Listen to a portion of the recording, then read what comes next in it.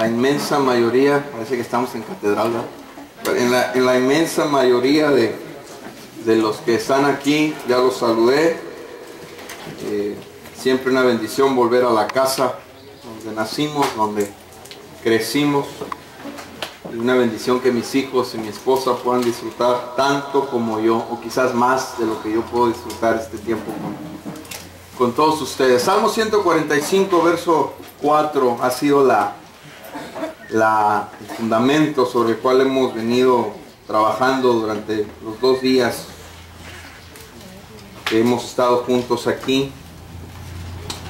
No quiero caer en la irreverencia de algunos predicadores que dicen, pues voy a mencionar el texto únicamente para que me vuelvan a invitar a predicar, ¿no? Hay gente que hace eso, no tiene nada que ver lo que predican con la conferencia, pero ellos mencionan el primer versículo solamente para estar en el mismo, supuestamente en el mismo espíritu. Yo soy de los hermanos que predicamos el que teje un poco raro los mensajes. Le aseguro que vamos a llegar a un punto. Versículo 4. Cada generación celebrará tus obras y proclamará tus proezas.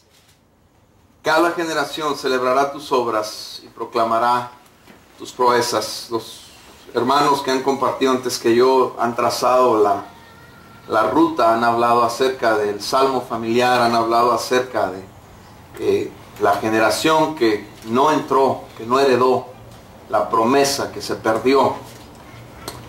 Y tomando eso como una antesala a lo que yo quiero hablar, yo quiero que en las sesiones que me van a tocar enseñar a mí, hablemos sobre la epístola de Judas, la epístola universal de Judas, 25 versículos únicamente. Una epístola, a mi parecer, no muy predicada, no muy buscada por los cristianos. Trata temas demasiado duros, demasiado fuertes. Trata con nuestra realidad, la realidad de la iglesia el día de hoy. Una iglesia apóstata, una iglesia que ha abandonado la fe, que se ha desviado en su gran mayoría. Vamos a meditar en la epístola de Judas. Le pido por favor que vaya conmigo, que mantenga separado con su dedo, con alguna pluma, con algún separador, manténgase en la epístola de Judas. Si usted no está muy relacionado todavía con el orden de los libros, es el penúltimo libro, está antes de Apocalipsis. Quizás por eso es que la gente no llega hasta allá, porque siempre Apocalipsis también causa un poquito de conflicto. Hay gente que dice, ay Señor, el final de los tiempos, etc. Hay 2 versículos con los que me gustaría únicamente introducirme esta mañana. Uno está en el Antiguo Testamento y el otro está en el Nuevo Testamento. La Biblia es un libro tremendamente rico, exquisito en todo lo que está escrito en ella. Es un libro de muchos contrastes. Encontramos historias muy tristes, encontramos historias muy esas que a veces nos pudieran de alguna manera desanimar. Si esto le sucedió a estos hombres, si esto le sucedió a estas mujeres, ¿qué nos pudiera suceder a nosotros? En el libro de los Jueces, por favor vaya conmigo. No voy a predicarle en Jueces, únicamente quiero llamar su atención, o quiero que usted tenga esto en mente. Libro de los Jueces, capítulo 2, versículo 6 en adelante. Cuando Josué despidió al pueblo, los israelitas se fueron a tomar posesión de la tierra, cada uno a su propio territorio. El pueblo sirvió al Señor mientras vivieron Josué y los ancianos que le sobrevivieron, los cuales habían visto las grandes obras que el Señor había hecho por Israel. Josué, hijo de Nun, siervo del Señor, murió a la edad de 110 años y lo sepultaron en Timnat Heres, tierra de su heredad, en la región montañosa de Efraín, al norte del monte Gaas. También murió toda aquella generación, y surgió otra que no conocía al Señor ni sabía lo que Él había hecho por Israel. Esos israelitas hicieron lo que ofende al Señor y adoraron a los ídolos de Baal, y abandonaron al Señor, Dios de sus padres, que los había sacado de Egipto, y siguieron a otros dioses, dioses de los pueblos que los rodeaban, y los adoraron, provocando a ira al Señor. Vamos a orar, vamos a pedirle al Señor su dirección. Señor, yo te doy gracias porque tu palabra no vuelve y no regresa vacía. Gracias, Señor, por lo que tú has venido sembrando en el corazón de todos nosotros en las 2 sesiones de ayer. Gracias porque el día de hoy sé que tú estás con nosotros en todo lo que este día haremos, enseñaremos, en todos los tiempos que vamos a participar juntos, aún hasta el tiempo del esparcimiento, lo hemos encomendado a ti, Señor. Te damos la gloria, te damos la honra. Hoy que estamos, Señor, atentos y reverentes a tu palabra, Señor, queremos pedirte que sea tu Espíritu Santo, que nos hable, que nos muestre, que nos desafíe, que ponga en nosotros el deseo de hacer conforme a tu voluntad y que ponga en nosotros el deseo de vivir una vida que te agrade. Te damos la gloria y te damos la honra en Cristo Jesús. Amén. Segundo versículo antes de pasar a Judas en el Nuevo Testamento. Vaya a Hechos capítulo 20. Para mí hay un contraste tremendo ahí. Hechos capítulo 20, verso 17 en adelante. Verso 18. Pablo está terminando su tercer viaje misionero. Está en la ciudad de Mileto. Y desde Mileto manda a llamar a los ancianos de Éfeso. Había pasado 3 años enseñando la palabra de Dios en Éfeso. Había preparado líderes para todas las iglesias de Asia Menor. Cuando Pablo está a punto de partir o de continuar su viaje hacia Jerusalén, los manda a llamar. Camino de 2 días. Cada uno de ellos tuvo que viajar 2 días para llegar hasta donde Pablo está. Y mire lo que dice Pablo en el versículo 18 del capítulo 20. Cuando llegaron les dijo: ustedes saben cómo me porté todo el tiempo que estuve con ustedes, desde el primer día que vine a la provincia de Asia.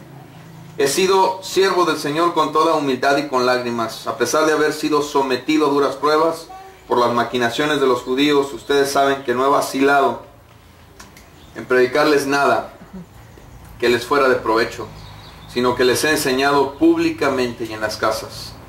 A judíos y a griegos les he instado a convertirse a Dios y a creer en nuestro Señor Jesús.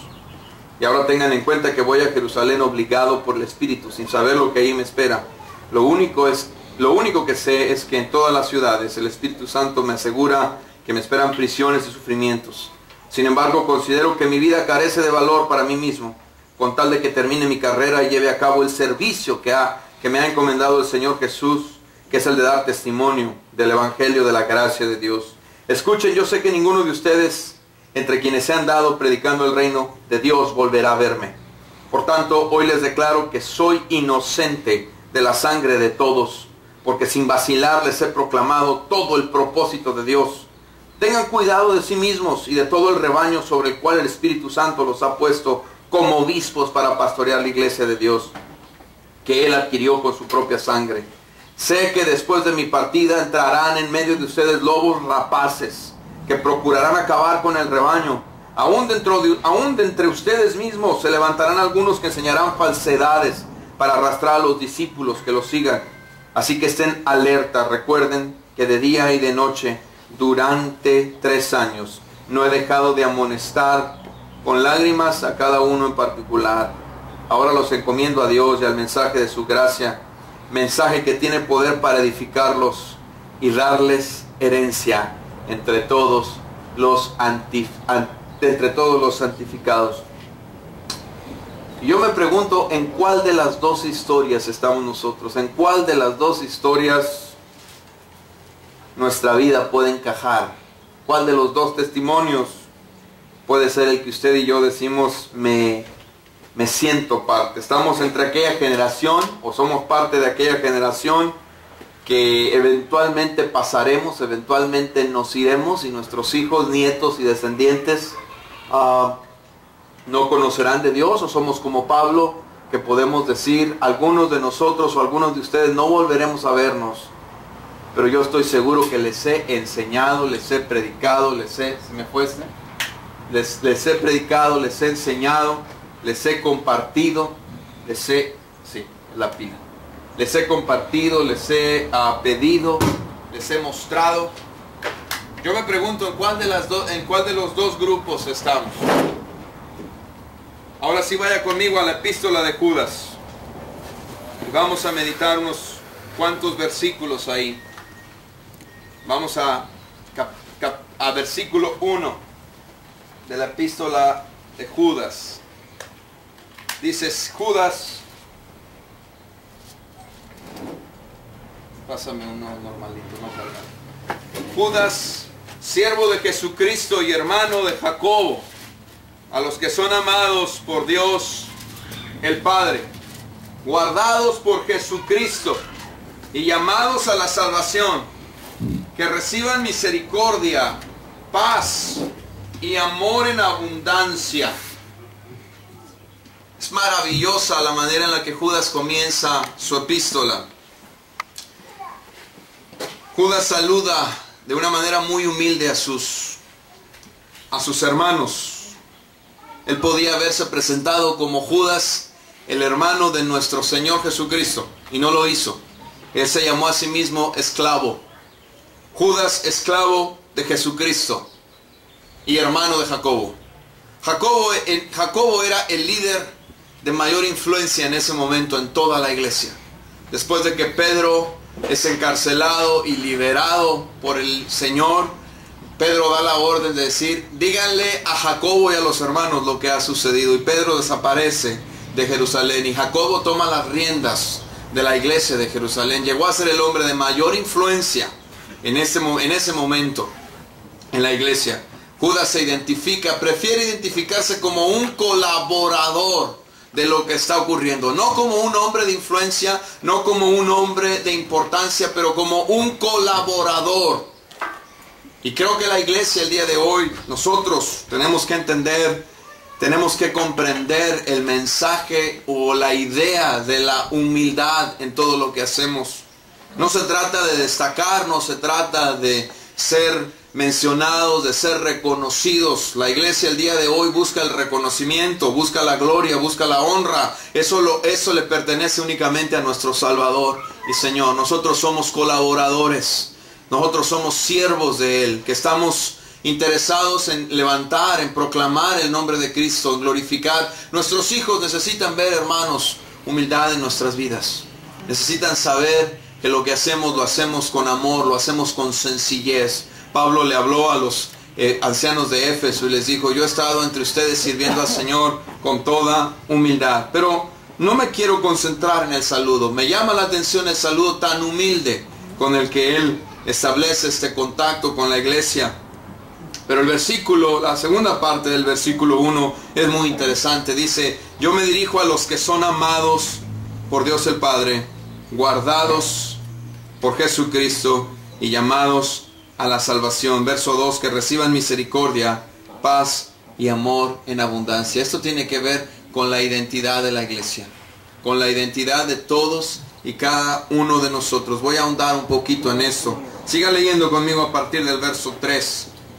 Queridos hermanos, he deseado intensamente escribirles acerca de la salvación que tenemos en común, y ahora siento la necesidad de hacerlo para rogarles que sigan luchando vigorosamente por la fe, encomendada de una vez y por todas a todos los santos.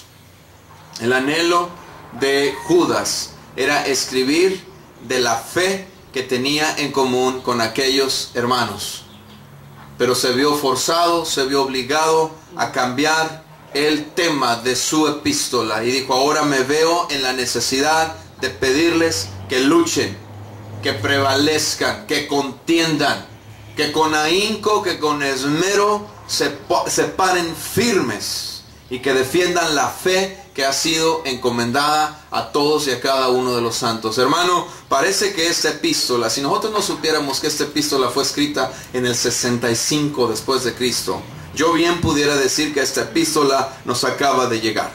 Son días donde usted y yo tenemos que pararnos firmes y defender con ahínco el legado de la fe que le estamos heredando a nuestros hijos y a nuestros descendientes. Es tremendo. Gracia o misericordia, paz y amor en abundancia. Si usted lee las epístolas, se encontrará que la palabra gracia y la palabra paz son saludos normales en cada una o en la gran mayoría de ellas. La gracia y la paz sean sobre todos ustedes. Pero este saludo en particular, el de Judas, es un saludo muy especial. No existe en ninguna otra epístola un saludo como este. Judas está motivado por el Espíritu Santo, está inspirado por el Espíritu Santo a contemplar con urgencia los problemas que la iglesia encaraba. Y él agrega o él añade 3 elementos claves para que la iglesia permanezca y prevalezca frente a los problemas que se le venían encima. Había únicamente 30 años después de que Jesús había partido, ascendido al cielo. Él se fue en el 33 después de Cristo y ese es el 65, 32 años para ser exactos. Y las herejías estaban a la orden del día dentro de la iglesia. No tomó mucho tiempo. ¿Y sabe qué? No toma mucho tiempo, ayer lo mencionaba Gabriel, no toma mucho tiempo para que una generación se desvíe. Los últimos, los estudios que por los últimos siglos han sido realizados, gente que ha tenido la intención de analizar los problemas de la iglesia, dicen que únicamente se toma 2 generaciones. 2 generaciones. Esto quiere decir que los que hace 25 años o un poco más comenzamos en esta congregación, somos la primera generación. Nuestros hijos, los que andan hoy corriendo alrededor de la alberca, son la segunda generación. Esto nos dice que nuestros nietos, algunos de los nietos de ustedes ya, a no ser que les enseñemos, a no ser que nos esmeremos en compartirles correctamente el evangelio, en compartirles correctamente la doctrina, en compartirles la palabra, en ayudarles a entender que necesitan vivir vidas separadas, esas personas se desviarán de la fe.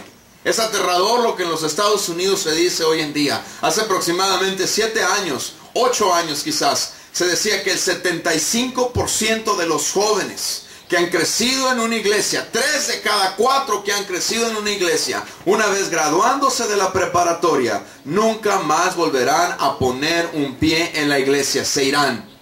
Los datos más recientes indican que el 88% de ellos, 88 de cada 100 muchachos que crecen en una iglesia evangélica, una vez llegan a los 18 años de edad, una vez pisan un aula universitaria, una vez empiezan a trabajar, una vez empiezan a sentirse independientes, nunca más volverán a poner un solo pie en la iglesia. Y la pregunta que nos hacemos, o la pregunta que se hace hoy en día toda esta gente que se ha dedicado a estudiar y a hacer estadísticas es, ¿dónde los estamos perdiendo? Y la respuesta es aterradora, porque los estamos perdiendo dentro de la iglesia misma. No hemos compartido, no hemos sido claros, hemos sido demasiado suaves, hemos permitido muchas cosas. Yo sé que a lo mejor usted dirá, pero si nosotros pertenecemos a una iglesia donde se predica todavía la palabra y la doctrina de Dios, pero estoy hablando en términos generales. Si algo escasea hoy en día en cualquier lugar donde usted se pare para adorar al Señor, es palabra de Dios. Ayer Gabriel mencionaba, tenemos músicos excelentes, pero no tenemos adoradores. Yo quiero agregar un poco más al comentario. Tenemos comunicadores excelentes. Tenemos gente que tiene una habilidad tremenda para conectar con su auditorio, que cautiva con su carisma a su auditorio, pero no tienen una sola referencia bíblica en lo que hablan. No entienden lo que es mantenerse en el contexto de las escrituras. No saben historia bíblica. No han tenido la experiencia de ser reprendidos, de ser exhortados, de ser disciplinados. Viajan por todos lados, conocen el mundo, la gente los conoce. Pero tal como la iglesia de la Odisea, muchos de ellos nunca han experimentado la presencia de Jesús mismo en sus vidas. Está tocando la puerta del corazón diciendo, aquí estoy adentro, déjame entrar. Yo le vuelvo a preguntar, ¿en qué clase de grupo estamos? Porque no nos vemos tan jóvenes como nos veíamos el día de ayer. Yo todavía me miro joven, y algunos de ustedes todavía se miran jóvenes. Pero la edad se nos empieza a notar. Nuestros años mozos se están yendo. Algunos de ustedes que eran los papás, ahora son los abuelos. Pintan canas y se ven bien de canas. No hay nada malo con eso. Empezaremos a irnos, Dios empezará a llamarnos. ¿Y cuál será la historia que se escribirá? Lo que se dirá de los que van a heredar. ¿Pertenecieron o permanecieron o se perdieron? Seremos como Pablo, que podemos decir al final de los días: yo me voy sabiendo que no soy responsable por ninguno de ustedes, porque yo les he enseñado, porque yo me he vaciado, porque yo les he dado todo cuanto recibí. Amados por el Padre. Versículo 1. Segunda parte del versículo 1. Amados por el Padre. Nuestra identidad tiene que caracterizarse por esto, amados hermanos. Tus hijos, mis hijos, cada uno de nosotros tiene que entender que somos amados por el Padre. Fuimos amados por Él, por eso fuimos rescatados del pecado, de la vida de pecado, de la vida licenciosa en la que usted y yo vivíamos. Amados por el Padre. ¿Por qué? Él nos amó primero, por lo tanto le amamos. Lo que menos se predica hoy en día es el milagro de lo que aconteció en la cruz del Calvario. Se habla de cómo superarse, se habla de cómo ser un mejor esposo, de cómo ser una mejor esposa. Se le dice a los muchachos de que ambicionen las mejores cosas, que como hijos de Dios tienen el derecho, tienen la oportunidad, tienen la gracia de Dios para triunfar. Se empieza a dar todo por contado, se empieza a dar todo por un hecho. Muchos de los muchachos hoy en día no entienden lo que ocurrió en la cruz del Calvario. Lo ven como un hecho histórico únicamente. Amados por el Padre, de tal manera amó Dios al mundo, que ha dado a su Hijo unigénito, para que todo aquel que en Él crea no se pierda. Cuando tú entiendes que independientemente de quién tú eres, Dios te amó y Dios te ama. Te ama tanto que tal como eres en ese mismo momento, sigue teniendo planes y propósitos para ti. Pero te ama tanto que Él no quiere que te quedes donde tú estás. Él quiere que llegues a ser un pueblo santo, un pueblo completamente viviendo apartado para Él. Tiene un compromiso contigo. Ayer se nos hablaba del compromiso que nosotros debemos tener para con Dios. Él tiene un compromiso contigo. Te ama con amor eterno. Tal como nosotros que estamos casados tenemos un compromiso de amar a nuestro cónyuge hasta que la muerte nos separe de él o de ellos. Independientemente de sus errores, de sus defectos, independientemente de lo complicado que pueda ser en ciertas áreas, de las mañas, de los hábitos, independientemente de eso, amamos a la persona que Dios nos ha dado. Y la persona que Dios nos ha dado nos ama a nosotros al igual, con todo el costal de situaciones que podemos traer. Un pacto. Somos amados por el Padre. Pero no para ahí la cosa. Dice que somos guardados por Jesucristo. Es muy interesante esta palabra guardado, porque únicamente aparece dos veces más. Aparece una vez más en la epístola de Judas. Y es la única vez en todo el Nuevo Testamento que esa expresión aparece.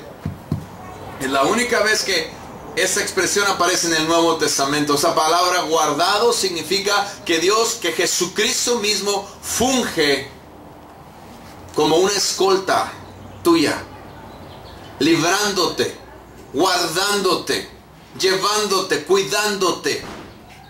Amados por el Padre, guardados por Jesucristo y llamados a la salvación. Muchas veces nosotros nos ahogamos en la situación en la que estamos viviendo, en los ataques, en las luchas, en las pruebas. Tú quieres vivir una vida apartada para el Señor tal como yo la quiero vivir. Y lo primero que nos vamos a topar, amado hermano, es oposición. Y muchas veces la oposición no es de allá de afuera únicamente, es de adentro. En tu familia, en tu propia iglesia, o quizás con otros creyentes con los que convives. Quieres apartarte del mundo, quieres ser una mujer, un hombre que vive para Dios, y la gente no te va a entender, la gente no va a compartir tu punto de vista. Van a empezar a decir que eres exagerado, van a empezar a decir que eres fanático, van a empezar a decir que definitivamente frente a ti contigo nadie puede convivir. Cuando eso pase, amado, tú tienes que mirar hacia adelante y entender que el Señor te quiere a salvo.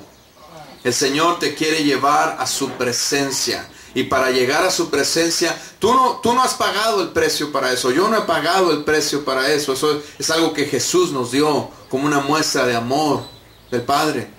Pero tenemos que permanecer. El libro Apocalipsis dice que el que permaneciera hasta el fin. Tenemos que permanecer, y es una lucha por la permanencia. Tenemos que tener ese anhelo, ese deseo. Y sí, va a haber momentos donde nos vamos a cansar, a desanimar. Va a haber momentos donde tú y yo vamos a preguntarnos si todo lo que está sucediendo realmente vale la pena. No te sientas mal si en el determinado momento eso pasa por tu mente. Preocúpate cuando eso sea un estilo de vida en tu andar diario. Pero si es un pensamiento que pasa por tu mente, nosotros sabemos lo que tenemos que hacer con los pensamientos que no son de Dios. Tenemos que llevarlos delante de los pies de Cristo Jesús, arrojarlos a los pies de Cristo Jesús y decir: Señor, yo ato todo argumento. Todo argumento lo ato, Señor, y no quiero estos pensamientos. Tiempos como estos, donde venimos a separarnos 3 días y medio, son especiales para poder recibir, para poder entender que no somos los únicos que tenemos pruebas y que tenemos luchas. Y nuestros hijos necesitan saber exactamente esto. ¿Va conmigo? ¿Está conmigo todavía? Quiero que mire el saludo. Hemos sido llamados, amados. Hemos sido llamados por el Padre, amados por Jesucristo, guiados hacia la salvación. Uno tiene que concentrarse en todo esto. El abuelo de mi esposa era un hombre que a mí me gustaba mucho hablar con él. A mí siempre me ha llamado la atención hablar con las personas que han vivido más que yo. Oí sus historias, oí sus anécdotas. Cuando la gente envejece platica lo mismo, así es que platiqué infinidad de veces de lo mismo con él. De lo mismo. Hasta el día que murió. Y él me solía decir: lo único que vamos a poder meter al cielo con nosotros es a nuestros hijos, es a nuestra descendencia. Tenemos que enfocarnos en lo que viene por delante. La iglesia de hoy en día es una iglesia concentrada en el hoy. Hay un libro muy popular en los Estados Unidos, y el que sea popular no significa que sea buen libro. Eso lo aprendí de mi papá. Usted tiene que leer cuestionando al escritor todo el tiempo. ¿Por qué te tengo que creer? Yo no voy a decir que hay un hermano, porque no me consta que sirve al mismo Señor al que yo le sirvo. Hay un caballero, vamos a tratarlo de manera respetuosa, porque tampoco se trata de faltarle respeto a nadie. Hay un caballero en los Estados Unidos. Los críticos, la gente que estudia, dice que es el pastor de la iglesia más grande de los Estados Unidos. Él escribió un libro muy popular, se llama Viviendo tu mejor día hoy. Y la pregunta que nos podemos hacer o con la que podemos cuestionar a este hombre es decir: ¿de qué me sirve vivir mi mejor día hoy si el día de mañana voy a estar ardiendo en las llamas del infierno? ¿De qué me sirve vivir mi mejor día hoy si el día de mañana, cuando me toque partir, quizás no voy a estar delante del trono de la gracia? La iglesia está errando, la iglesia está compartiendo basura, chatarra. Hemos cambiado el deleite del manjar espiritual por gansitos,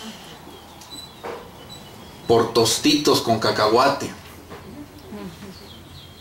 por Maruchan. Estamos a tiempo de corregir eso. Estamos a tiempo de que nunca se nos olvide que si algo nos va a sostener de pie es trazar las escrituras tal cual son. Hay 3 provisiones que Judas declara o que Judas establece, que él anhela que vengan sobre la vida de todos los que lo están leyendo. La primera de ellas es la misericordia. Versículo 2, misericordia. Reciban misericordia. Hace unas semanas yo le decía a la congregación allá en Phoenix, hay muchas cosas que nosotros tomamos, las hemos heredado, las hemos oído y saludamos. Algunos de nosotros tenemos el Dios te bendiga muy dentro de nosotros. No hay nada de malo en el saludo, es un saludo correcto. Yo no sé si usted convive con creyentes de otras congregaciones, pero hay gente que ya ni siquiera el Dios te bendiga. Hola, ¿cómo estás? ¿Cómo ha ido tu día? Tú le preguntas a uno de estos, ¿cómo ha ido tu día? Y ellos dicen, excelente. No te hablan de la bendición de Dios, no anhelan la bendición de Dios. Deberíamos cambiar nuestros saludos por saludos como estos, que la misericordia, que la paz y el amor de Dios sean multiplicados sobre ti en abundancia. O quizás como la bendición de Moisés allá en Levítico, ¿no? Jehová te bendiga y te guarde y haga resplandecer su rostro sobre ti y tenga de ti misericordia. Poco a poco el lenguaje con el que podemos honrar a Dios en un saludo o una despedida ha ido desapareciendo. ¿Cómo no si el lenguaje con el que podemos honrar a Dios desde el púlpito también ha desaparecido? ¿Por qué ocupamos la misericordia de Dios? Porque la misericordia de Dios es lo único que nos sostiene en los tiempos de dificultad. Y hoy en día, amado hermano, amada hermana, son tiempos de dificultad. Pablo le dijo a Timoteo, llegarán días peligrosos. Estamos viviendo en esos días. Vendrán días donde se levantarán muchos que abandonarán la fe, que serán ariscos, esa es mi traducción, ¿no? Que serán ariscos, rebeldes, amadores de los deleites más que de Dios. La versión internacional dice, con los tales ni siquiera te juntes. Necesitamos la misericordia de Dios. El escritor de los Hebreos, en el capítulo 4, verso 16, dice, acerquémonos confiadamente al trono de la gracia. ¿Cuántas veces al día, cuántas veces a la semana, cuántas veces en el año tenemos que acercarnos al trono de la gracia? ¿Ideas? ¿Alguien que me puede decir cuánto tiempo, qué tanto tiempo, qué tan seguido debemos acercarnos al trono de la gracia? Voluntarios. Rápido, porque si no agarro víctimas. Todos los días, a toda hora, en tanto tengas oportunidad. ¿Por qué te acercas al trono de la gracia? Continúo leyendo, para recibir misericordia, para hallar gracia oportuna, la gracia que nos ayuda en el momento que más la necesitamos. No únicamente ocupas la bendición de Dios, ocupas la misericordia de Dios. Por eso digo que a veces el solo Dios te bendiga está incompleto. Que la misericordia de Dios esté sobre ti. La misericordia de Dios esté sobre ti. La necesitamos constantemente en tiempos de peligro. Tiempos peligrosos como el día de hoy. Como los tiempos en los que tus hijos y mis hijos, tus nietos y los nietos de mi papá están creciendo. Yo todavía no tengo nietos.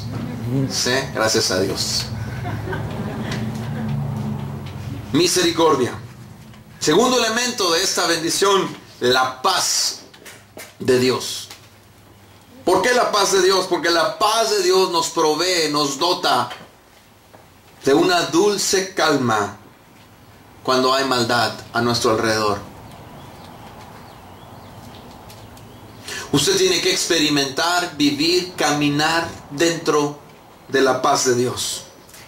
La epístola a los Romanos en el capítulo 15, verso 13 dice que el Dios de la esperanza nos llene de toda alegría y paz. Los llene de toda alegría y paz. A ustedes que creen en Él, para que rebosen de esperanza por el poder del Espíritu Santo. Los llene de toda alegría y de paz. Como que nos enfocamos mucho en vivir alegremente. Pero ¿qué acerca de la paz de Dios sobre nuestras vidas? Hay gente que saca totalmente fuera de contexto la Escritura. Algunas veces quizás nosotros mismos lo hemos hecho. Tenemos que ser honestos, justos en el comentario también. Tomamos escrituras como esa que dice: conforme a tus fuerzas haz todo lo que te venga a la mano. Totalmente fuera de contexto. Lo puedo hacer, por eso lo voy a hacer. La pregunta es: ¿tienes la paz de Dios para llevar a cabo tal cosa? ¿Tienes la paz de Dios para llevar a cabo tal empresa? Pero poniéndonos dentro del contexto de la epístola, que es una epístola que básicamente muchos la han llamado los hechos de los apóstatas. Advertencia, cuidado con los apóstatas. Necesitas tener la paz de Dios. Su misericordia para cuidarte en momentos de peligro. Su paz para tener dulce calma en medio de la maldad. Filipenses 4:7, la paz de Dios que sobrepasa todo entendimiento, cuidará sus corazones y sus pensamientos en Cristo Jesús. Yo le pregunto, ¿qué es lo que cuidará nuestros corazones y nuestros pensamientos en Cristo Jesús? La paz de Dios. Usted y yo ocupamos la paz de Dios sobre nuestras vidas. Es muy interesante lo que esta palabra dentro del contexto bíblico, lo que significa. Esa palabra maravillosa que el pueblo judío utilizaba cuando se veían y cuando se despedían: Shalom, la paz de Dios, la paz del Altísimo esté sobre ti. Usted ha visto ese gorrito, la kepá que le llaman a los judíos varones, que siempre la traen puesta cuando oran, siempre la traen puesta en ciertos momentos especiales. ¿Sabe lo que ese sombrerito significa para ellos? ¿Sabe cuál es el recordatorio a sus vidas? Significa: la mano de Jehová está siempre sobre ti. Y cuando nosotros sabemos que la mano de Dios está siempre sobre nosotros, tenemos paz en nuestro corazón. Tenemos paz en nuestro corazón. Yo tengo paz cuando veo la congregación que estamos pastoreando allá. Yo tengo paz cuando veo las congregaciones que nuestros hermanos aquí están pastoreando. Hay gente que a lo mejor ve y dice: estos deberían estar en los miles, y no pasan de los cienes, de unos cuantos cienes. Pero ¿sabe una cosa? Yo tengo paz, que si el Señor viniera esta noche, la inmensa mayoría de nuestras congregaciones estaría delante de Él esta noche. Los pastores que pastorean miles y miles y miles y miles, hermanos, es la inmensa minoría los que van a pararse delante del trono de Dios. No sé si le han platicado el testimonio del pastor, creo que es en El Salvador, una de las iglesias más grandes de El Salvador. No recuerdo en qué año pasó esto, pero el hombre estaba tremendamente enorgullecido de ser el pastor de una obra gigantesca. Y un día el Señor le da un sueño, y en el sueño le muestra que de todos los miles que estaban en su congregación, únicamente 3 eran salvos. Si yo vengo esta noche, únicamente me llevo a 3. Y el Señor le continuó hablando y le dijo, y tú no estás en los 3. Esto es real. Esto está pasando. ¿Dónde comienza todo esto? Comienza en la casa. Comienza en la casa. Necesitamos la paz de Dios. Necesitamos el amor de Dios. Porque el amor de Dios es lo que nos protege y nos asegura en todo tiempo. El amor de Dios.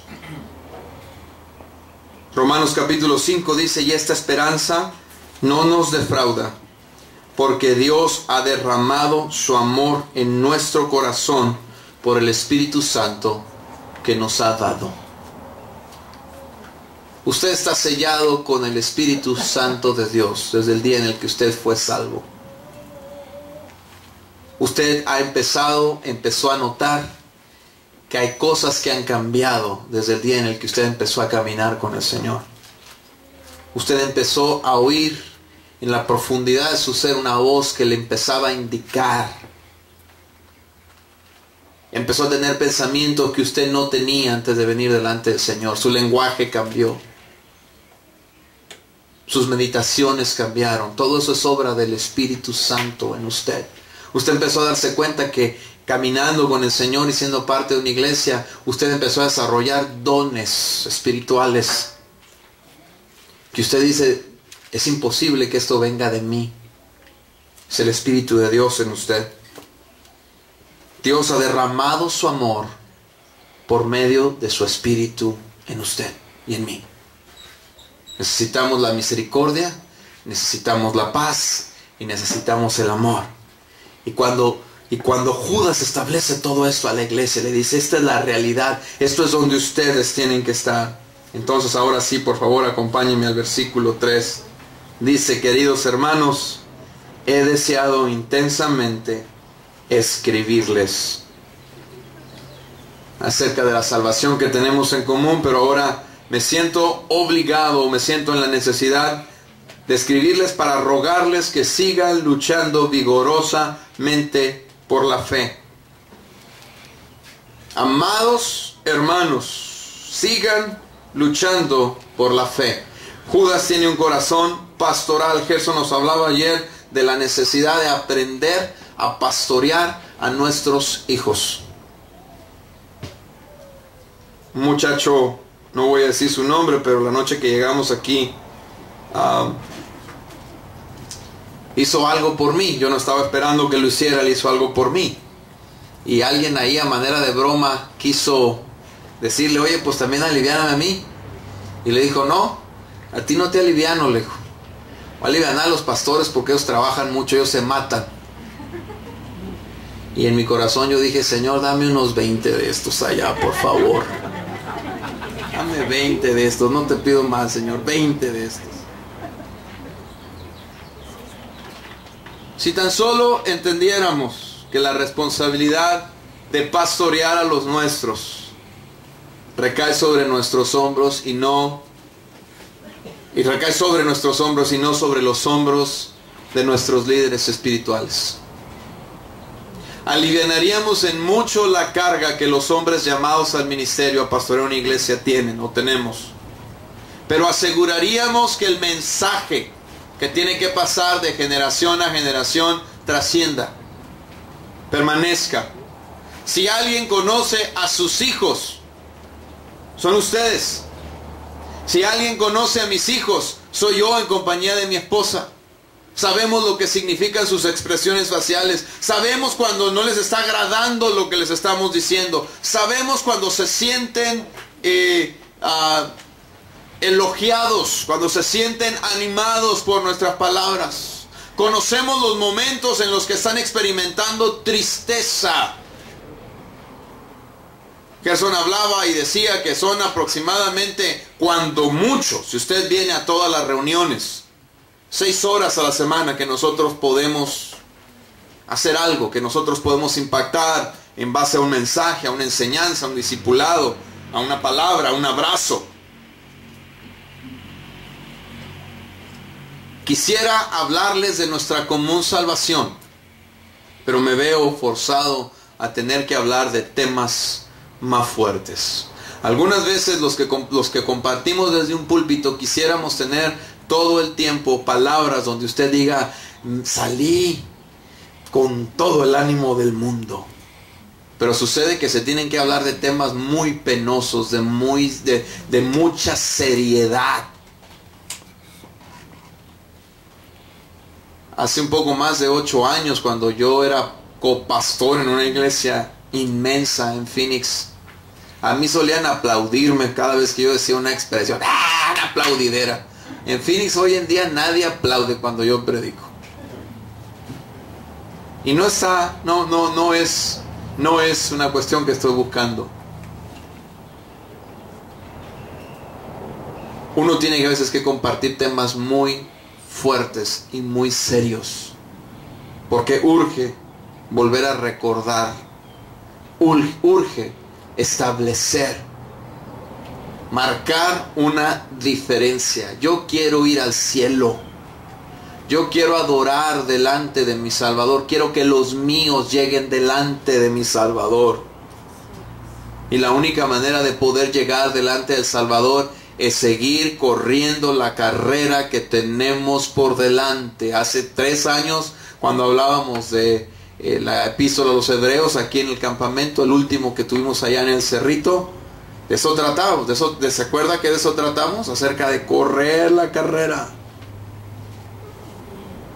que tenemos por delante. Hay que poner los ojos en Cristo. Si seguimos leyendo la epístola, dice versículo 4, porque el problema es que se han infiltrado entre ustedes ciertos individuos. Y aquí es donde tenemos que abrir bien los ojos, porque ¿quién es la influencia o quiénes pueden tener influencia sobre ti y sobre tus generaciones? Se nos habla de los infiltrados, de los colados, que hablan el lenguaje, que tienen la sonrisa, que son carismáticos, que son atractivos, que son como el Topo Chico, con todo cae bien, a todo mundo le cae bien. Se han infiltrado entre ustedes. Desde hace mucho tiempo estos están señalados para condenación. Son impíos que cambian en libertinaje la gracia de nuestro Dios y que niegan a Jesucristo, nuestro único y soberano Señor. Note la diferencia entre impío y amado. Amados hermanos, queridos hermanos, impíos. Hay un contraste tremendo en esos adjetivos calificativos. O usted y yo nos comportamos como amados por Dios el Padre, amados dentro de la iglesia, por la iglesia del Señor, o somos impíos. Yo pensaba en esta palabra esta mañana, meditaba un poquito acerca de esto de los infiltrados, se han infiltrado. Y yo recordé el día de mi boda. El día de mi boda, algunos de ustedes estuvieron ahí. Fuimos a cenar, estuvimos cenando juntos. Y de repente venía gente a nuestra mesa y nos decía, muchas felicidades, Dios los bendiga, que sean muy felices. Ah, muchas gracias. Y tan pronto se iba, yo le decía a mi esposa, ¿quién es él? Y me decía, ¿no lo invitaste tú? No. ¿Tampoco lo invitaste tú? No. Entonces se coló. Los infiltrados. Nunca supimos quiénes eran, con quién llegaron, por dónde entraron, porque si ustedes se recuerdan, en la puerta de la entrada, recogiendo el pase para que usted entrara, de adrede, yo puse a un hermano, Roberto Holman, así de este vuelo. Parecía jugador de fútbol americano o guarura del presidente de los Estados Unidos. Un hombre moreno, alto, y luego se cruzaba de brazos así, con unos músculos así, se cruzaba de brazos así como para decir, aquí nadie pasa. Se le durmió a Holman, ¿no? Ese día. Se le durmió. Porque hubo varios que yo dije, yo no los invité. Ni ella los invitó, entonces ¿cómo entraron? Eso nos habla, hermanos, del cuidado que tenemos que nosotros mostrar o tener en la puerta de entrada. A la puerta de entrada de nuestra congregación, oyéndome un poco más adentro, de nuestra familia. ¿A quién le permites el acceso? ¿Quién tiene influencia? ¿Quién tiene voz? ¿Quién puede levantarse con una voz de autoridad? ¿Quién puede levantarse con una voz para enseñar, para proclamar? Yo literalmente he tenido que pedirle a 2 o 3 personas que se callen cuando están en mi casa. Cállate, porque lo que tú estás hablando no edifica. No edifica, cállate. Porque si él no se calla, yo lo saco de mi casa. Sálgase de mi casa, no vuelva a mi casa. Si esa va a ser la manera en la que usted va a venir a hablar aquí. ¿A quién le estamos permitiendo? Hay gente dentro de nosotros mismos. Está jugando este micrófono, ¿verdad? Dentro de nosotros mismos, dentro de la iglesia, puede haber gente infiltrada. Yo creo que la iglesia de Mochis ya ha conocido a varios de esos. Varios. Estaban entre nosotros, pero no eran de nosotros. Se comportaban como nosotros, comían con nosotros, viajaban con nosotros, pero no eran de nosotros. No estamos juzgando a nadie ni haciendo leña del árbol caído, amados hermanos. Usted tiene que aprender la diferencia entre juzgar a una persona y emitir un juicio sobre una situación. Son 2 cosas muy distintas. Hay que discernir, hay que probar los espíritus. La Biblia nos dice claramente.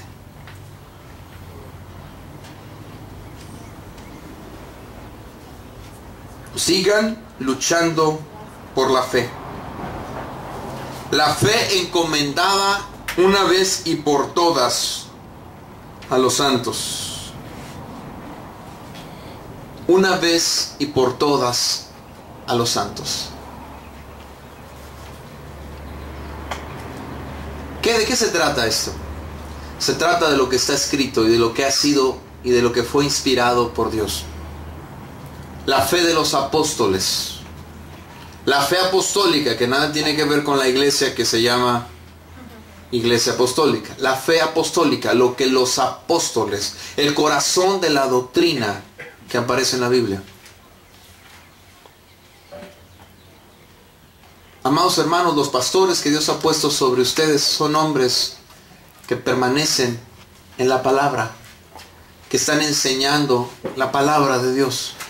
¿Qué es lo que tiene que hacer usted en casa con sus hijos? ¿Qué es lo que tiene que hacer con los discípulos que el Señor le ha dado? Aquellos que usted trae delante de los pies del Señor y que los está ayudando a dar sus primeros pasos. ¿Qué es lo que usted tiene que hacer? Tiene que repetir lo que le han enseñado. Dígame amén si lo está entendiendo. Tiene que repetir. No, pues es que el hermano, pues sí es muy bueno predicando, es muy bueno enseñando, pero mira, yo le agregaría esto y le pondría... Cuidado. A no ser que el hermano que le esté enseñando no sea bíblico. A no ser que el hermano que le esté enseñando no cite la escritura. Pero ¿por qué cambiar la dieta? ¿Por qué agregarle? ¿Por qué ponerle? Imagínese cuando el doctor le dice, se va a comer y se va a cuidar del sodio y no le va a poner sal a nada de esto y no le va a poner condimentos que tengan sodio porque su corazón necesita empezar a tener un cuidado especial. Y usted, dice, yo le voy a agregar una cosita de nada. No, pues usted está atentando contra su vida. Usted se quiere ir más pronto de lo que se tiene que ir. Quiere que lo cafeciemos. Un día alguien allá se nos estaba portando un poco mal. Yo tuve que ser muy duro con él. Tuve que ser muy duro con él cuando ya estaba recuperándose. Dije, hermano, si usted se quiere ir, pues está bien. Yo nada más le voy a preguntar, ¿qué versículo de la Biblia quiere que sobre qué versículo de la Biblia quiere que predique el día que lo esté enterrando, hermano? Oh, hermano, no me hablas. Hermano, usted se quiere morir. Usted quiere morirse. Así como va, hermano, usted se va a ir. Nomás yo, para honrar su memoria, dígame sobre qué versículo. Porque si no, a lo mejor yo voy a hablar, desobedecieron. hicieron. Y pues hermano, pues imagínense qué clase de... Tenemos que repetir la enseñanza, lo que está en la Biblia. Lo que está ahí. Fue encomendada a nosotros los santos. A usted se le ha encomendado el mensaje de la gracia. A usted, para que usted lo comparta con sus hijos, para que usted le enseñe a sus hijos. Hermano, no nos dé a nosotros los pastores el privilegio que usted tiene. Lleve usted a los pies de Cristo a sus hijos. Enséñele el ABC del andar cristiano a sus hijos. ¿Por qué nos tiene que dar ese privilegio a nosotros? No lo haga. No lo haga. Lo hacemos con gusto cuando tenemos que hacerlo. Pero es privilegio de usted.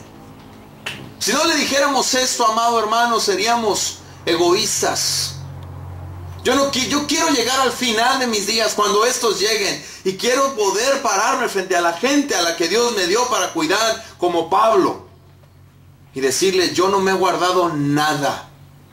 He servido al Señor delante de ustedes con humildad, con lágrimas, porque uno llora. Uno llora por el corazón. Uno llora. La tarde de mañana o la noche de mañana, yo le voy a estar hablando de 3 tipos de personas que quieren persistir en la apostasía. Uno llora, uno sufre cuando entiende que la sangre de Cristo fue derramada por esas personas. Cuando uno invierte su vida, cuando uno invierte el dinero, cuando uno invierte los recursos en personas que al final de los días dicen: no, yo quiero persistir en mi pecado, yo quiero persistir en mi rebeldía. Uno sufre. Pero uno se regocija también cuando ve que las semillas que ha venido sembrando por años empiezan a dar frutos. Sueñe con el día. Sueñe con el día. Visione. Piense hacia adelante. Ponga eso como una meta. Véalo como parte de su visión personal. Cuando usted el día de mañana ya no platique con sus hijos como platicar con simples niños. Cuando los empiece a ver como hombres y mujeres a los que usted discipuló. Y que pueden estar hablando de temas serios, de temas eternos, de temas que tendrán una repercusión eterna, donde usted el día de mañana pueda verlos a ellos mismos hacer lo que el día de hoy usted está haciendo con ellos. Me encantó esa frase que Gerson mencionaba ayer acerca de lo que está escrito en Pearl Harbor, acerca de: nosotros dimos nuestro hoy para que ustedes tuvieran un mañana. De eso se trata. De eso se trata. Una fe encomendada, y tenemos que luchar con ahínco. ¿Por qué? Mire lo que Pablo le dice a Timoteo en la primera carta a Timoteo, capítulo 4, verso 1 y 2. Para los que andan buscando profecías en el Nuevo Testamento, ¿verdad? Porque muchas de las profecías que están en el Antiguo Testamento se han cumplido. O muchas de las palabras donde Dios: de aquí el Señor Dios Todopoderoso dice así, se cumplieron. Hay otras que se siguen cumpliendo. En estas podemos nosotros encajar perfectamente bien. Primera de Timoteo 4, 1 al 2. El Espíritu dice claramente que en los últimos tiempos algunos abandonarán la fe para seguir inspiraciones engañosas y doctrinas diabólicas. Tales enseñanzas provienen de embusteros hipócritas que tienen la conciencia encallecida. Es impresionante, a mí me impresiona cómo hay mucha gente que pasa por estos versículos y ni siquiera se da cuenta qué es lo que están diciendo. Abandonarán la fe para seguir inspiraciones engañosas, como esas de vive tu mejor día hoy, y la vida dirigida con propósito y cosas por el estilo. Y doctrinas diabólicas.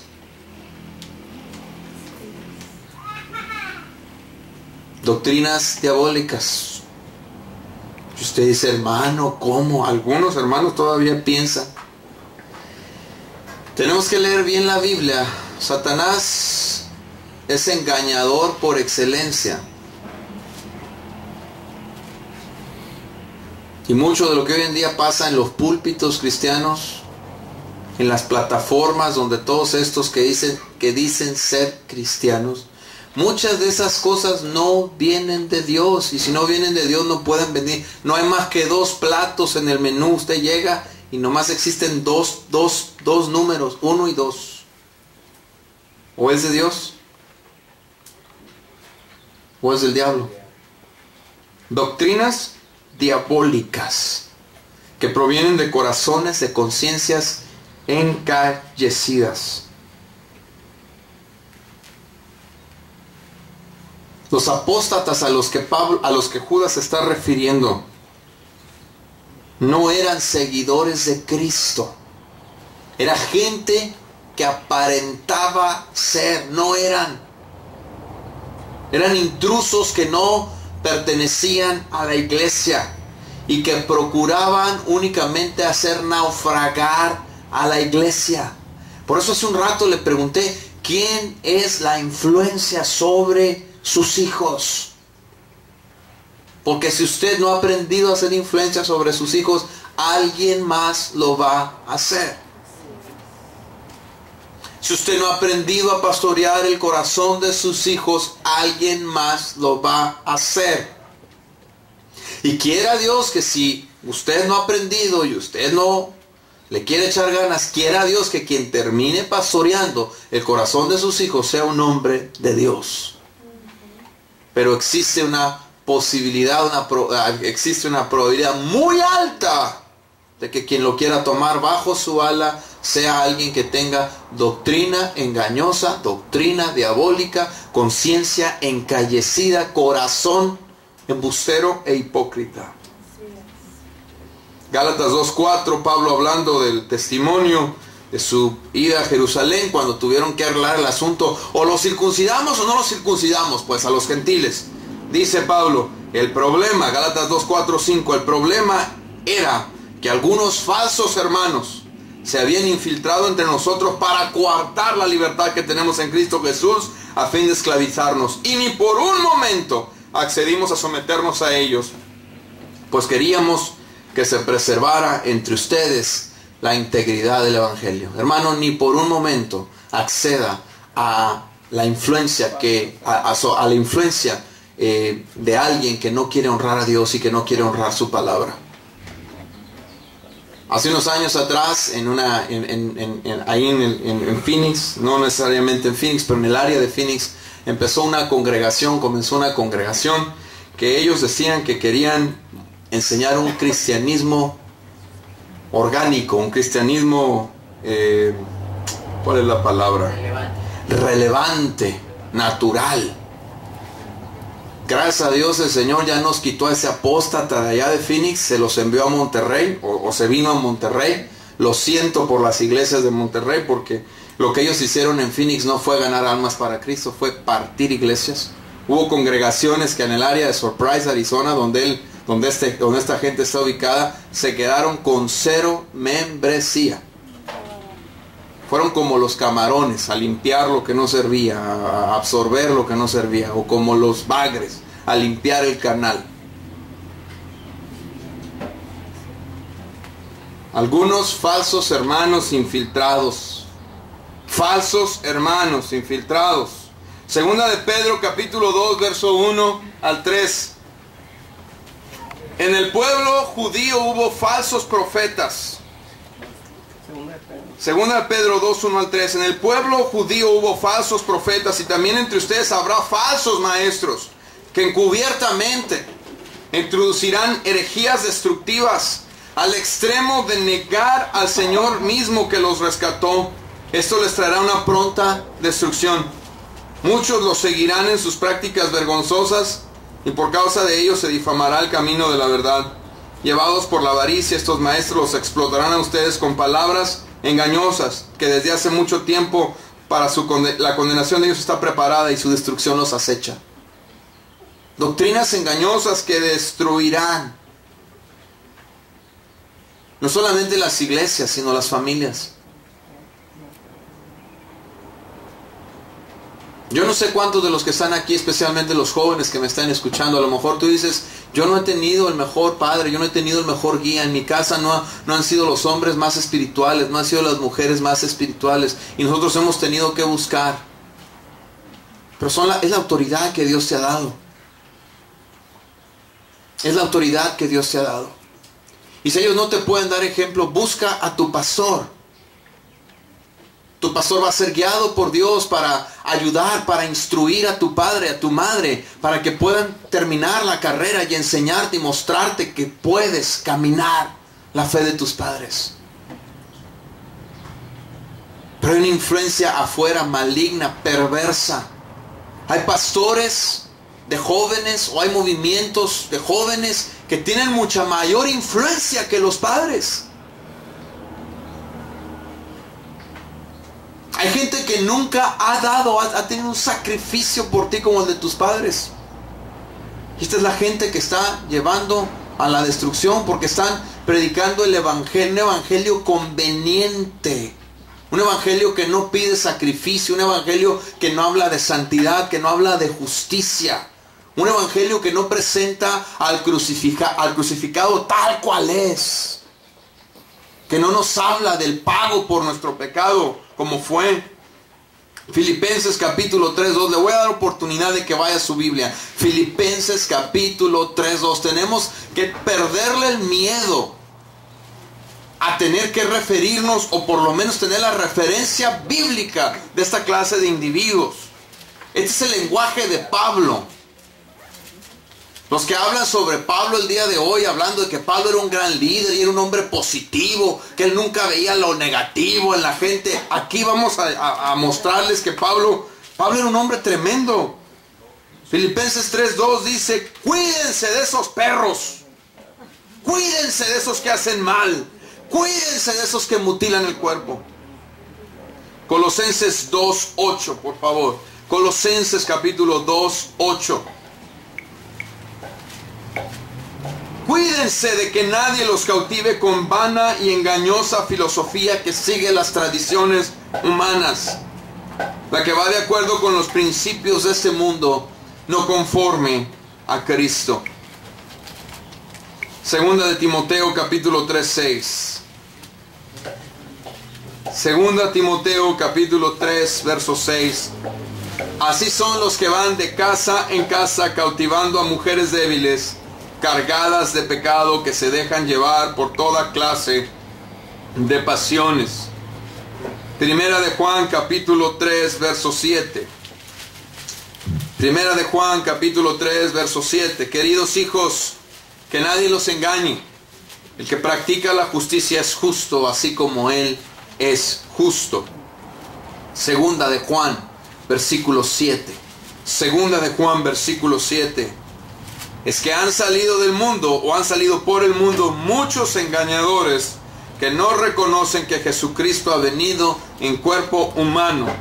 El que así actúa es el engañador y el anticristo. Engañadores, hipócritas, embusteros, perros. Así es como dice la Biblia. Gente que no tiene el menor anhelo de glorificar, que niegan a Jesús. El problema de aquellos días era la herejía de esos días, era algo conocido como gnosticismo. Ellos negaban que el cuerpo había sido creado por Dios, por lo tanto no se honraba a Dios como el cuerpo. Ellos negaban que Jesús era hijo de Dios por el hecho de que había nacido con un cuerpo físico, etcétera, etcétera, etcétera. Hoy en día hay un montón de cosas que se le ha quitado o se le ha puesto a la palabra. Aunque no sea gnosticismo en su esencia pura, es cualquier otra herejía que contradice la palabra de Dios. Y tenemos que cuidarnos. Este pastor o este falso pastor a quien hago referencia o hice referencia hace un ratito, por lo menos hay dos cosas que a mí personalmente me tocó oír. Yo estuve en el primer sermón que predicó en su congregación. Yo quería saber en qué plan venía a la ciudad. Y él dijo que Dios, por el amor que le tiene al ser humano, dice, a Dios no le importará honrar la palabra con tal de alcanzar el corazón. Hereje, embustero, apóstata. La segunda la acaba de publicar hace un par de semanas en su portal de Facebook y dijo esto y lo tacharon de... Yo creo que la palabra más bonita que le dijeron fue... La palabra más bonita le dijeron, hijo del diablo. Pero él dijo esto. Dijo, Dios no está obsesionado con la doctrina, está obsesionado con el corazón del hombre. En primer lugar, Dios no está obsesionado con nada. Dios no está obsesionado con nada. Dios no está enfermo. Hipócrita, embustero, hijo del diablo fue lo más bonito que le dijeron. Y es la gente de influencia. Es el hombre al que todo el mundo, es uno de los hombres al que todo el mundo quiere tener predicando en su iglesia o trayéndolo a la ciudad para hacer un concierto.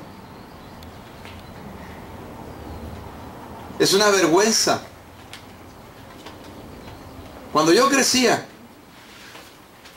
yo tendría unos 13 años de edad, un poquito más joven. Toda esa ola de alabanza nueva que en aquel entonces empezó a ser compuesta para Dios, en su momento compuesta con las motivaciones correctas, porque se hablaba de una restauración del cántico a Dios, de poder glorificar a Dios. Y en aquel entonces, mi pastor, mi papá, me dijo, esta gente se va a caer y se va a embarrar con el mismo lodo que están embarrando a todos los demás. En aquel entonces yo me molesté. Porque yo era un joven inexperto. Yo dije, pues ¿cómo que me estás diciendo que fulano, sutano y mengano? O sea, yo me molesté. Hermanos, el día de hoy no solamente están embarrados, están asquerosamente embarrados, lejos de Dios. Reciben premios en lugares donde los hijos del diablo los reciben. Grammys. Honro a Dios y a Jesucristo por eso. Hipócrita, embustero, apóstata. Nos hemos enriquecido porque les compramos su música, porque compramos sus sermones. Sermones llenos de vaciedades, de estupideces. Han envenenado al pueblo de Dios. Tiene que haber, hermano, un anhelo en nuestras vidas de heredar el evangelio a nuestros hijos tal cual es. Sus hijos no se van a apartar del camino. No se van a ir del camino. Proverbios 22:6 dice, instrúyelos, instrúyelos, instrúyelos. Cuando sean viejos no se apartarán de él, volverán. Algunos se van a pegar su salida pero volverán. Volverán porque la palabra de Dios tiene un efecto tremendo. No va a regresar vacía. Salió de la boca de Dios y no va a volver vacía. Pero ¿por qué los estamos extraviando? Porque nuestras casas, porque nuestros púlpitos, porque nuestras reuniones, lo que menos se dice, lo que menos se habla, lo que menos se expresa es la palabra de Dios. Se tiene que trazar tal cual es. Preséntate a Dios como obrero aprobado que traza bien la palabra de verdad, que no tiene de qué avergonzarse. Hermanos, el reto es de que usted, como Gerson nos hablaba ayer, proclame, haga un ejercicio con sus hijos. Yo llevo semanas estudiando con mis hijos el primer capítulo de Juan. No hemos salido, porque yo quiero que ellos entiendan que en el principio era el verbo, que en el principio el verbo estaba con Dios, que en el principio el verbo era Dios, que vimos su gloria. Y ahí estoy, y ellos están memorizándose esa escritura. Y yo les pregunto, ¿y quién es el verbo? Cristo. Y empiezo a tratar de instruirlos en la palabra de Dios, a pasar tiempo en la palabra de Dios. Ellos ven a su papá estudiar la palabra de Dios. ¿Qué está haciendo, papá? Comiendo, alimentándome, hijo, de la palabra de Dios. Ayer era un reto tremendamente grande, porque eso lo hablamos. La última vez que viajamos acá, lo hablamos. Yo le dije a mi esposa, nuestros hijos tienen que estar ahí. Aunque se queden dormidos, tienen que estar ahí. Quiero mencionarle algo. Y por favor, yo quiero pedir, yo le pido al Señor gracia para poder decir esto. Yo no quiero que esto se malinterprete. Pero nuestros campamentos de hace 20 años no eran nada como lo que son el día de hoy. No estoy hablando de palabras, estoy hablando de las comodidades que tenemos hoy en día. Y es muy fácil para nosotros como padres. Gerson ayer dijo, tenemos que entender que nuestros hijos no van a soportar. No le hace que no soporten, pero que aprendan a estar sentados aquí. Que aprendan a estar reverentes delante de la palabra del Señor, delante de la presencia del Señor. Que adoren con nosotros, aunque no sepan lo que están cantando, aunque no lo entiendan. Que adoren con nosotros. Es una lucha que yo he tenido en la iglesia de Phoenix. Le digo, padres, levántenlos. No, andan, levántenlos ya y enséñeles. Es usted quien le tiene. Pero si el papá está platanado cantando la grandeza de Dios y todo platanado, ¿cómo que yo me ando desbaratando acá con la guitarra quedándome sin voz? No se los lleve al cuarto. Déjenlos aquí. Muchos de nosotros nos quedábamos dormidos en las bancas, nos cansábamos. Hoy en día estamos pastoreando iglesias. Pero si los deja allá adentro en el cuarto viendo a Mickey Mouse o Dora la Exploradora, no sé qué otro canal esté por ahí en la tele, hermanos, déjenlos aquí. Porque si empezamos a ceder ahorita en eso, 10 años más, ¿con qué otra cosa vamos a ceder? 20 años más, ¿con qué otra cosa vamos a ceder? Y es así como entra la falsa enseñanza. Es así como entra la falsa doctrina. Es así, poco a poco. La Biblia dice que usted y yo tenemos que ser pacientes. ¿Sabe quién más es paciente? Satanás. Él es paciente, él dice, yo he vivido tantos siglos. He estado aquí desde que todo este rollo, pero yo tengo paciencia. Este güerito se va a cansar. ¿Se va a cansar? Han salido muchos engañadores. Quiero terminar esta mañana. Han salido muchos engañadores de los cuales su condenación ya está dicha desde hace mucho tiempo. Quiero llevarlo a dos pasajes del Antiguo Testamento. Isaías 8.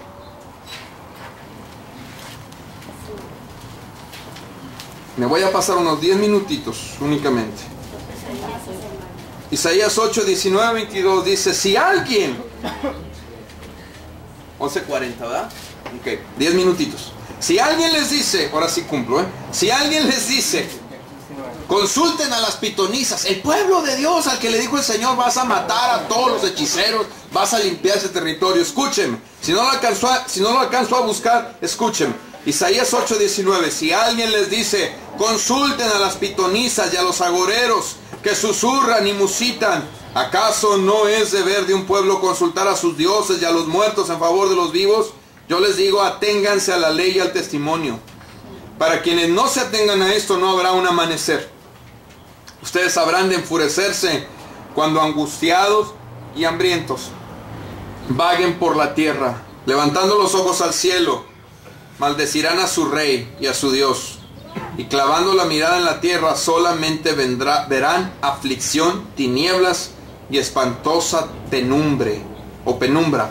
Serán arrojados a una oscuridad total por seguir todo lo que Dios dijo que no deberían seguir.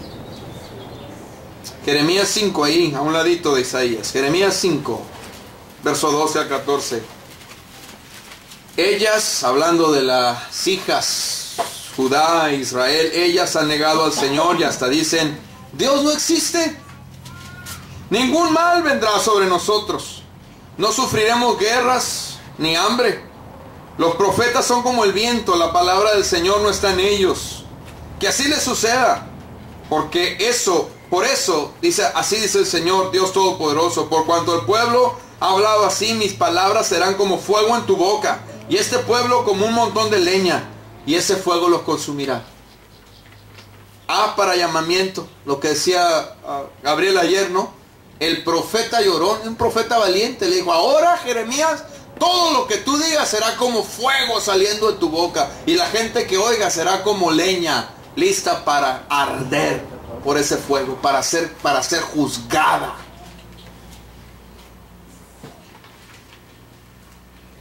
Hace unas semanas un compañero pastor me mencionó algo allá. una situación. Yo le dije, hace 3 años yo le dije a esa persona que esto le venía. Le dije, y no me hizo caso.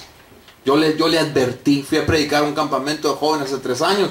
Yo le dije, no, esta situación así es. Yo se la advertí hace 3 años. Le dije, nunca más me volvieron a invitar. Y me dice mi amigo, esa famita tienes aquí tú, me dice. A ti te invitan y no vuelves. Y le dije yo a mi esposa, y eso que no ando buscando fama, le dije, mira nomás. ¿Qué si la anduviera buscando? Le dije. Pero no podrán decir que no les dije.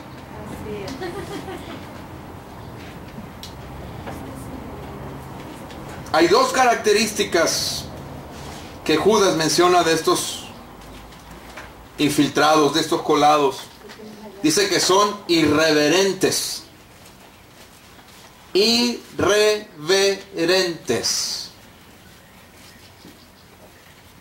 Hace algunos años se utilizaba que para nombrar al pastor o al pastor de una congregación de una manera respetuosa se le llamaba reverendo. No sé si a algunos de ustedes les tocó oír eso, reverendo.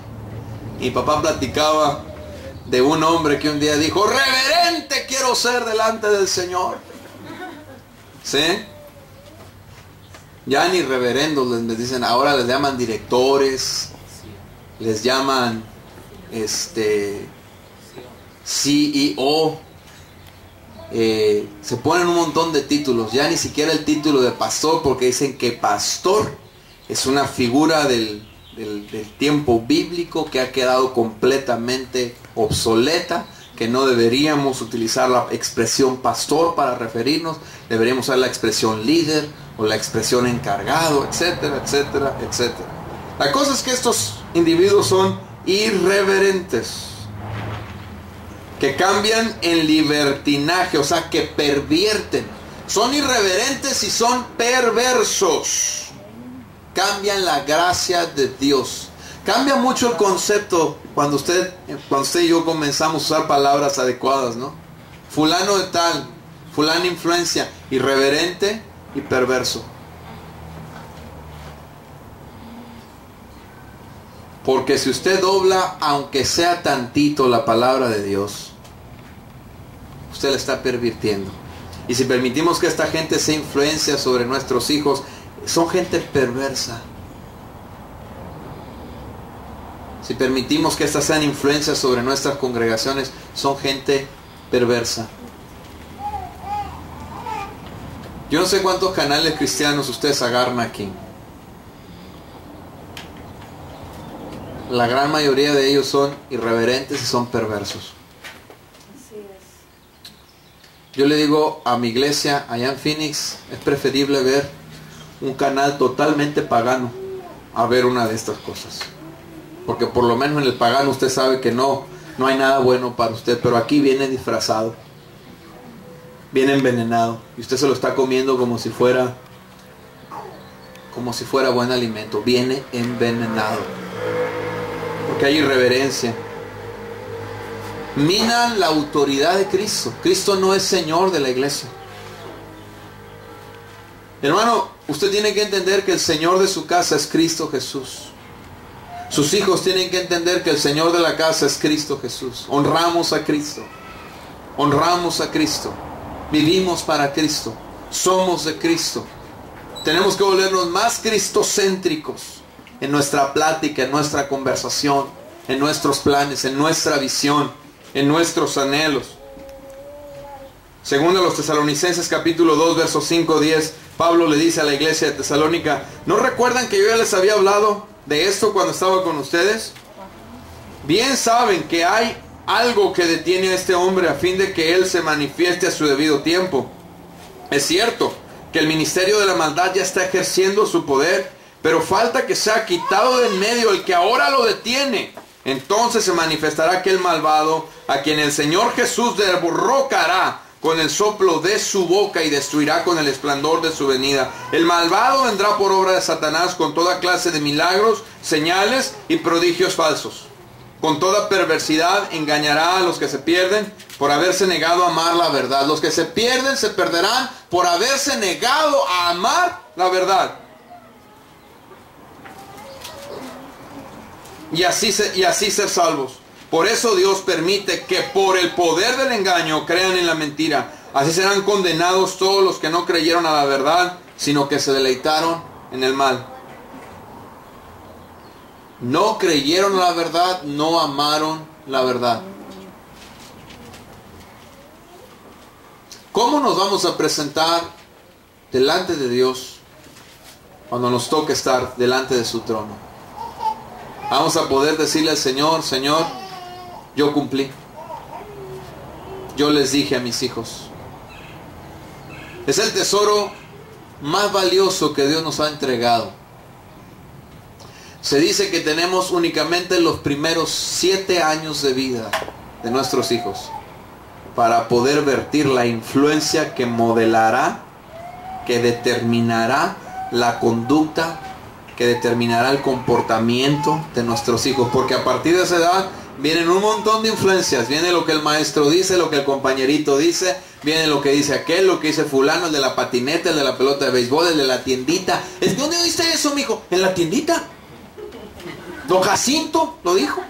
¿Qué? Oye, ¿dónde agarraste esa información? El mecánico de enfrente dice esto, ¿verdad? Usted tiene los primeros 6 a 7 años para vertir, para entregar. ¿Qué es lo que nuestros hijos están escuchando? Ayer nos hacían la pregunta: crisis, desgracias, que no me alcanza el dinero, que no tenemos dinero. ¿Sabe qué? No hable esos temas frente a sus hijos. Guárdelos para cuando estén en su cuarto, para cuando estén solos. Hay gente que no entiende que esas cosas se tienen que hablar en el matrimonio. Los hijos no tienen que saber si hay dinero o no hay dinero. No les amargue la vida. No, pues no hay dinero. No. Los hijos no tienen que saber si hay crisis. Yo le pregunto, no sé si anda mi mamá por aquí, no la veo. Yo le preguntaba a mi mamá, ahora, ya me toca verlo a mí.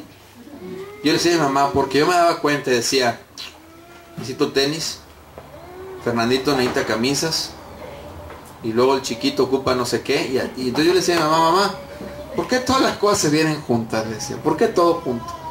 Mamá decía: no te preocupes, mijo, todo está bien, no te preocupes. Pues ahora me doy cuenta que la vida es así, todo se viene junto, todos ocupan comer, todos ocupan vestir, todos, y ahí estamos. Pero nuestros hijos tienen que ver que la mano de Dios es poderosa.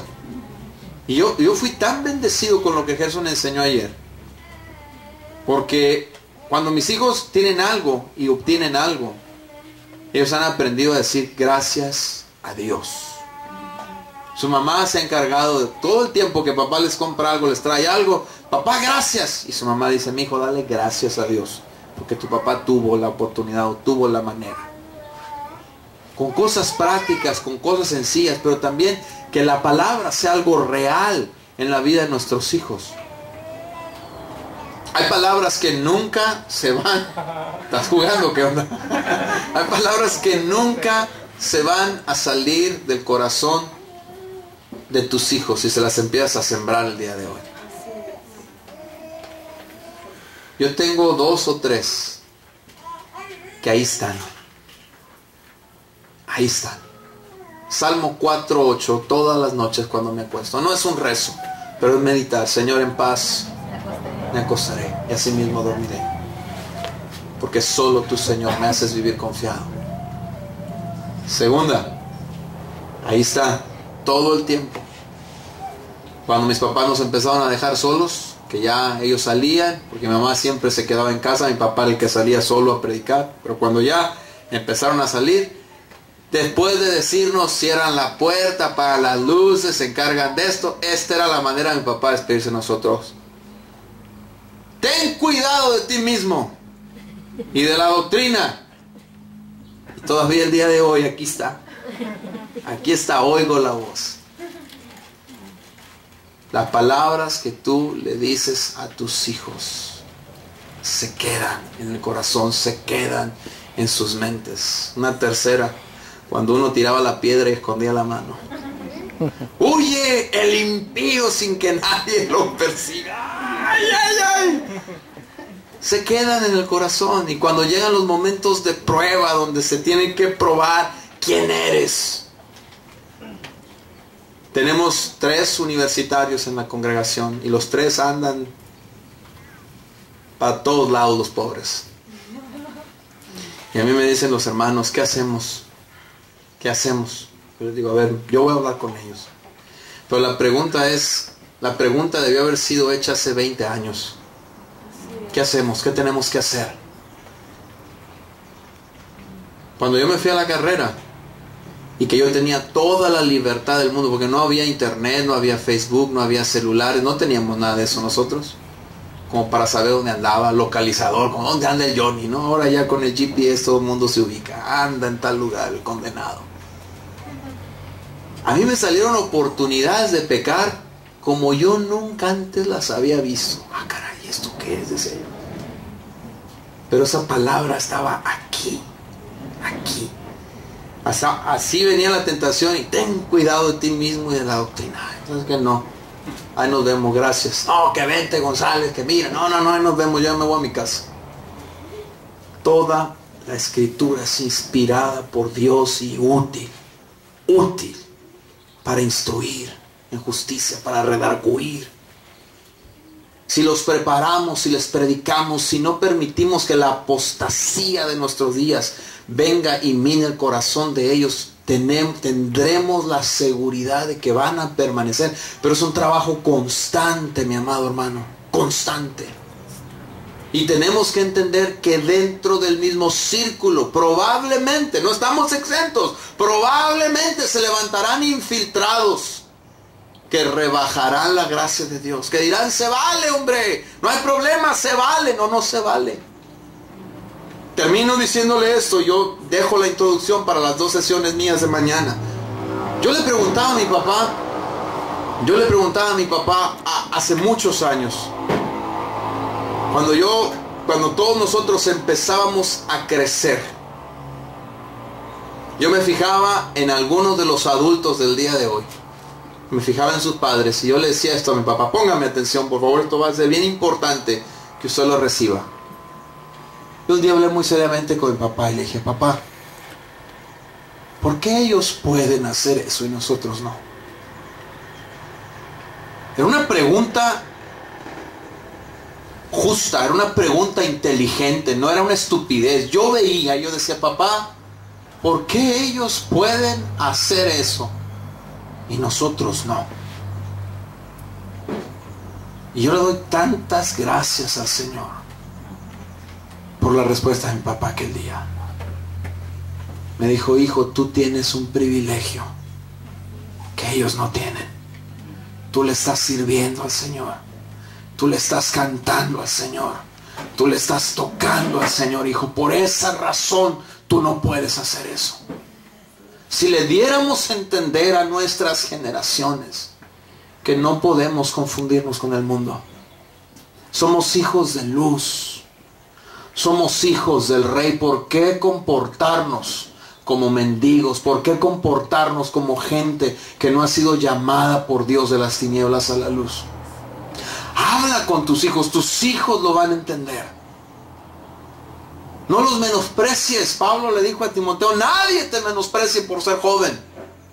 No lo va a entender, el niño está muy chiquito, lo va a entender. Ocupa que le instruyas. No, es que es joven, déjalo que viva. No, porque lo quieres, porque quieres que viva. Es que le tienes que advertir de todos los peligros, de todas las trampas del adversario. Algunos hay que traerlos agarrados de chongo, hay que traerlos cortitos. Pero lo van a entender cuando vean que el corazón está motivado por amor. Te amo, por lo tanto te estoy advirtiendo. Esto es lo que te espera. Arrepiéntete, cambia, permite al Espíritu de Dios que te transforme. Tenemos que tener mucho cuidado, amados hermanos. Estamos a tiempo. Estamos a tiempo. Dios nunca se ha movido. Si usted lee la Biblia, si usted verdaderamente la lee como la tiene que leer, Dios nunca se ha movido con masas. Yo no sé dónde se nos metió este asunto de las masas, los eventos multitudinarios. Dios siempre se refirió a su pueblo y a su iglesia como remanente. Los poquitos, el puñito, salvado, rescatado. Véase como parte del remanente de Dios para esta generación. Véase. Un día vamos a saber lo que es la multitud, la masa. Porque un día vamos a estar delante del trono de Dios millones y millones y millones cantándole, exaltándole, diciéndole, digno es el Cordero, digno es, digno fue él, digno es el que ha de venir. Le vamos a cantar, pero en este momento usted tiene que pensar y ver por los suyos. Tiene que cuidar la influencia que está llegando. Si usted todavía no es la influencia sobre su casa, pida ayuda, hable con sus pastores. Pídale a sus pastores, entréname, discípulame, mentoréame para poder llegar a ser la influencia de mis hijos. Y si usted no pudo ser influencia sobre la vida de sus hijos han crecido, pídale a Dios sabiduría para ser influencia sobre la vida de sus nietos. No pierda sus generaciones. No permita que la cuarta, la quinta generación de que lleve su apellido sea conocida como una generación que se perdió, como una generación que apostató, como una generación que se desvió de la fe. No. Usted haga lo que tiene que hacer. Siembre la palabra, siembre el precioso evangelio. Deje los resultados a la mano de Dios. Deje los resultados a la mano de Dios, pero que el día que usted parta pueda decir como Pablo, yo les hablé todo. Ninguno de ustedes puede decir que me he guardado algo de lo que Dios me ha dado. Póngase de pie y oramos. Señor, te damos las gracias. Gracias por este tiempo en el que hemos participado de la palabra. Gracias, Señor, por ser bueno. Oramos en esta hora, Señor, que tu gracia, que tu amor, que tu poder sea sobre todos y cada uno de nosotros, Señor. Queremos presentarnos ante ti un día con manos limpias. Queremos presentarnos ante ti un día con cuentas claras, Señor, diciéndote, Padre, nada de lo que nos diste le fue negado a la siguiente generación. Te damos gracias por los bienes materiales, Señor, porque probablemente algunos pudieran decir, les dejé un legado, les dejé el negocio, les dejé una casa, les dejé un terreno, pero más que esto, Señor, les dejé educación, pero más que esto, Señor, permítenos poner los ojos en lo supremo, en lo superior. Que el día que nos toque partir podamos decir, aunque no dejé mucho, Señor, les dejé lo más importante, les dejé la fe. Viví delante de ellos un testimonio claro, íntegro, de que te serví. Señor, gracias porque estamos a tiempo. Gracias porque sabemos que aunque la apostasía es parte del presente de la iglesia, no es el común denominador, Señor. Todavía habemos quienes seguimos honrando tu palabra, Señor. Y Padre, no en ningún momento nos consideramos superiores ni nos consideramos mejores que nadie. Señor, no olvidamos que somos redimidos, que si de no ser por tu sangre, Señor, estaríamos en peores circunstancias, en peores situaciones. Oramos para que nuestros hijos, nuestros nietos y por qué no aún la misma comunidad, la misma gente que ha apostatado de ti, Señor, un día lleguen a conocerte tal cual es, Señor, y reciban misericordia. Oramos esto en el maravilloso nombre de Jesús.